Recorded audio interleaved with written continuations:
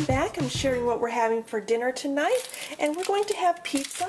What I did was make a crust, and I used the Bisquick gluten-free pizza crust, and then just followed the recipe that's on the box, and it calls for 1/3 cup of the Bisquick gluten-free mix, some Italian seasoning, water, cup of oil. I like to use olive oil for that, and then 2 eggs, and then you're going to mix all of that up, and then you heat it on, or preheat the oven to 425 and bake that for 15 minutes. Then you put your toppings on and then bake it for 10 to 15 more minutes just to kind of heat it up. I have some shredded mozzarella cheese. I went ahead and sliced up some mushrooms. For the tomato sauce, I'm using the Di Fratelli's, the tomato sauce. And this is what I will add my seasoning to. I didn't actually add it to the crust that I made. The Simply Organics, different herbs and spices, this is what I'm using. So again, I'm going to use the garlic powder, onion powder, oregano, black pepper, and then I'm using Watkins basil leaves. So that will be the spices that I add to my tomato sauce. And so that's, I'll just spice up my tomato sauce a little better. And then also we're going to use the Applegate's Natural, the uncured pepperoni. I like this Applegate's brand. It is a gluten-free version, and it's also casein-free, so that's what I'm going to use. This is the pizza crust that I already have spread out, so I'm going to put this in the oven for 15 minutes and we'll return. And this is what it looks like when it comes out of the oven. This was 15 minutes, and it's slightly golden brown. I don't know if you can tell with my camera, it doesn't do it justice, but it is slightly golden. I should mention one thing too.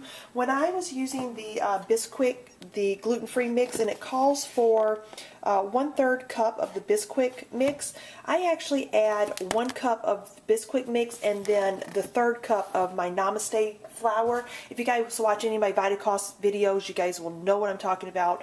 My true go-to, absolutely all-purpose favorite flour is the Namaste flour, and so that's what I use. It just gives it more of a pizza, or I should say a gluten type pizza feel and taste, texture, whatever you want to call it, versus just using the Bisquick gluten-free flour, because that can give it more of a grainy texture. So just want to point that out. So I'm going to go ahead and put on the toppings, and I'll be back. Okay, I've spread on my sauce, and so I'm going to try to do this with one hand filming and one hand doing the spices. I'm adding the basil leaves now, so I just kind of sprinkle that into the sauce. And then I'm going to add some of the Simply Organics, the, I'm not sure if you can see, the garlic powder. And my lighting is really bad today, so forgive me. And then I'm going to add some of the onion powder. That's what happens in Minnesota. We don't have very much sun, and it gets cloudy and gray, and that's the way it goes. Some of black pepper. This is, again, the Simply Organics. I just like adding the spices on top of the sauce versus putting them into the dough or sauce itself. And then the Simply Organics oregano. I just find in between the warm crust, and I'm going to have to open up the bigger side of this. I'll never get any out. Oop, light-handed here. And, you know, I just find between the bread and then when I put the toppings on, when I bake it, that last 15 minutes, it just seems to seal those spices in a little better. So then we're going to put on our pepperoni.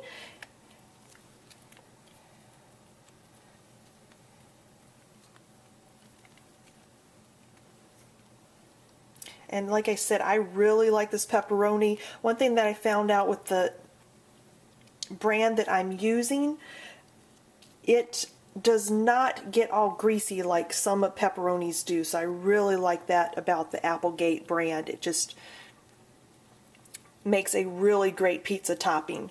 So I put that on, and now for some mushrooms.